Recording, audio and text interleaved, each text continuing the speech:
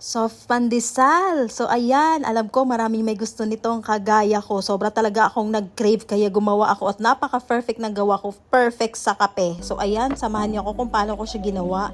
Dito sa maliit na bowl mga mare, naglagay lang ako dyan ng 250 ml na warm milk instead of water. And then nag-add ako ng large egg.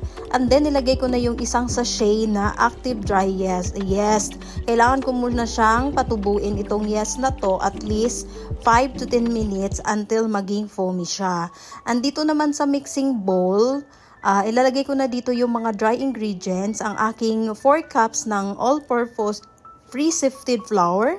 Naglagay ako ng 3/4 tablespoon na salt, and then yung 50 grams na sugar. Ayan, and then kailangan lang po natin siyang i-mix gamit ang spatula para po mag-will combine yung ating mga dry ingredients. So ayan mga mi, ano?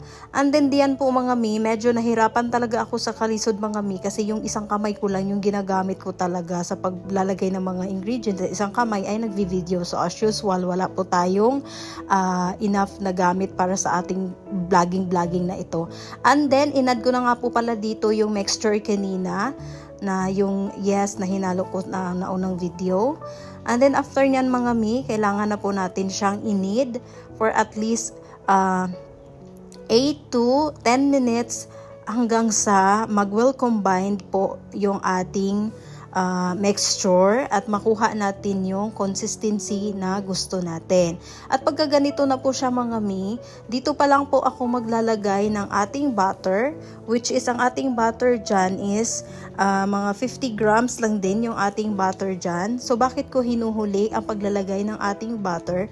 Para po mas maganda po yung kalalabasan niya at makuha natin yung magandang consistency or elasticity ng ating dough.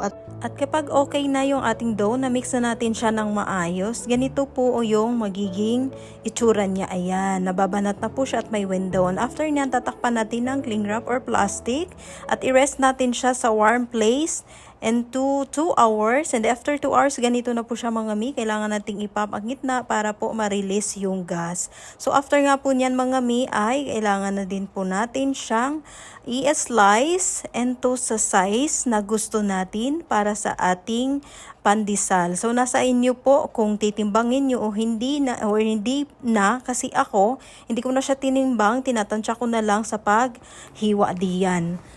Kasi pangkain ko lang naman. And then, after nyan, nahiwa natin, bibilugin po natin siya kung gusto nyo siyang pabilog na parang itlog. Ayan, ganyan lang siya. So, at first, medyo mahirap po talaga magbilog, lalo kung hindi ka sanay. Pero kung ayaw mo naman pabilog, pwede na rin ganyan. Pagka-slice mo, pahiga mo lang siya ng onte, tapos okay na. So, medyo nahirapan nga ako dyan sa kalisod. Pero caring-carry kasi nag-crave tayo. At kailangan talaga nating masanay na gumawa ng ganito or magawa ng sarili nating atin kasi ang mahal po dito kapag bibili ka ng pandesal dito. So much better na gumawa na lang talaga. So ayan, medyo malapit na nga akong matapos dyan. After ko nga dyan magbilog-bilog, atin po itong i-coat sa breadcrumbs para mas maganda yung ating dough at hindi magdikit-dikit. So ito na nga, kinote ko na nga po siya isa-isa. So kung nakikita nyo, isang kamay na lang po talaga yung gumagawa sa akin dyan. Kasi nga po yung isang kamay ko po ay nagvi-video. So after ko po makot yan lahat sa breadcrumbs, nilagay ko na siya dito sa baking tray or baking pan.